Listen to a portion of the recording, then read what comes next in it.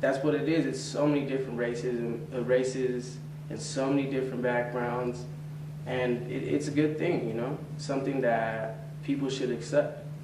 It's not like everybody's from England, or everybody's from Germany, or everybody's from France. This is a melting pot. It's 2008 now, you know, it's time for change. America isn't just, you know, the stereotypical Caucasian family or this and that. It's what, a mixing bowl?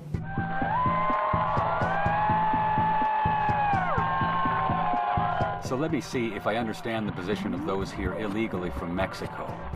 Although most belong to no one race, many unite under the banner of La Raza, or the race, in order to accuse Americans of racism. That just doesn't make any sense at all. In other words, if we object to the stated agenda of replacing whites as the racial majority in America with Hispanics, it's us who get called the racists, not the people who are openly and actively working to change the racial makeup of our country. Does the word racist still seem like a good word choice? Or does it appear more like a tool of oppression? Why do you think there's so many Hispanics in fast food right now? Tell me. Well, I think it's because a lot of them are illegal. How do you feel about immigration from Mexico? I think if they gonna come out here and live, they gotta abide by the laws. If they ain't gonna abide by the laws, they might as well get out of the country. Ooh, that's a good question. I think we got enough here. And just imagine how America gonna be 15 years from now. Oh, I can see the potential for a lot of racial tension between blacks and Latinos. You're here bleeding our social services, you're using our hospitals, you're using this without contributing anything to our society. They can come over here and don't even have to speak English. You know what I'm saying? If we're in their country, we would have to adapt. The people who want to come to America, from Mexico, my feeling is, by God, let them in, you know? Let them in? Absolutely. We've got some people saying that we've got to open up the door and allow more in. And No, we people shouldn't. Saying that we should close the door and build a wall. Close the door and build a wall. And what's so bad about it, these Mexicans have more of an attitude. They're more arrogant than what a white man is. So you say that the Mexicans are more racist than the whites? Yes, especially the ones with the big belt buckles and the reptile shoes. You know, the United States lets 250,000 immigrants come in every year. It's more than any country in the world. Correct. But you think that's not enough? We're not being generous enough? Well, I think we got too many already. We got too many? Too many. If you were the immigration czar, what would you do? If you could give one order, what would it be? I would send them back. All 20 million? Yeah. It comes down to our rights as a U.S. citizen. A citizen. You're not a citizen, right? No, I'm not. Okay. If you were the president, what would you do with the 20 million illegal aliens that are here? Oh, cinco dos adios, they'd be gone. Oh, it would be no problem. They'd be gone. Oh, no. Now, if I said that, I know what would happen. I'd get called a racist. So where do the believers come from? Why do so many intelligent people overlook all these disconnects on matters of race? I think I know the answer, because I used to be one. Like many others, I was trained to be a believer. I remember it well, the day I got my training on the subject of racism. I was in the 5th grade at one of many Jefferson elementary schools in the Midwest. Our teachers were Mr. Lee and Mr. Dragland. One day, they announced to the class that we were going to play a game.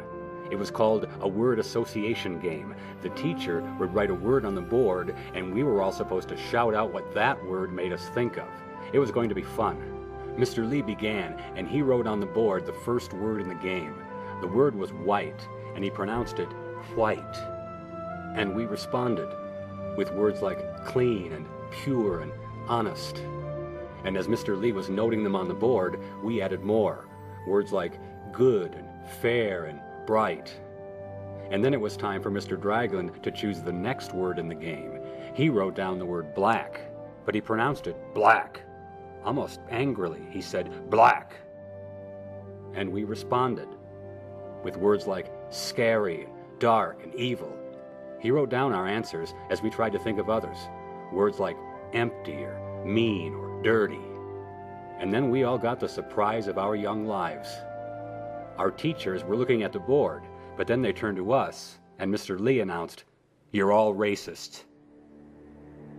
We were stunned. When one of the kids challenged them, he said, "I'm not a racist." I remember Mr. Lee saying something pretty close to, "These are you kids' words, not ours. And frankly, we're both disgusted with all of you." The game had obviously ended. The classroom was silent, except for a couple of kids quietly crying. And for the rest of the day, and for the first time ever, we all got the silent treatment from Mr. Lee and Mr. Dragland. They were disgusted with our racism, and I never felt more ashamed of myself.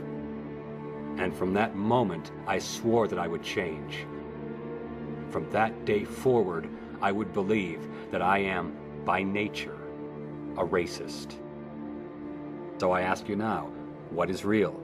I mean, if racism were a real issue, then why do public school teachers have to trick children into believing in it? It makes you wonder, what is real?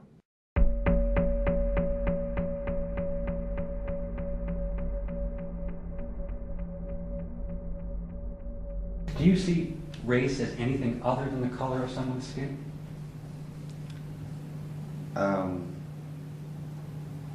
I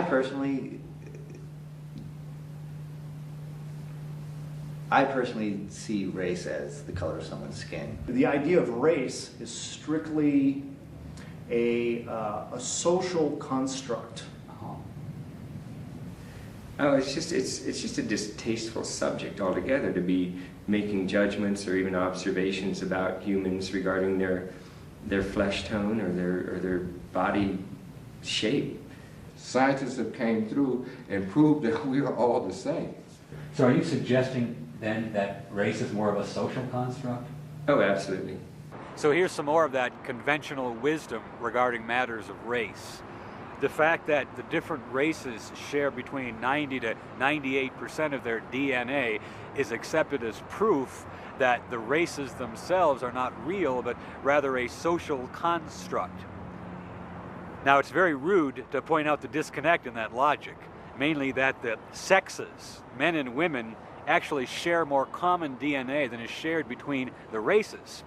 Yet no reasonable authorities are labeling the sexes as a social construct.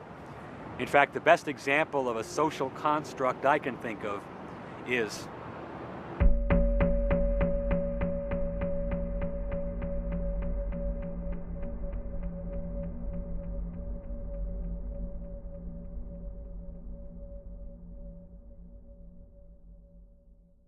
We got to work too. Well, I mean, isn't affirmative action No, specifically it's not for blacks? working. Yeah, it was affirmative action, but it's not working the way that it's supposed to work.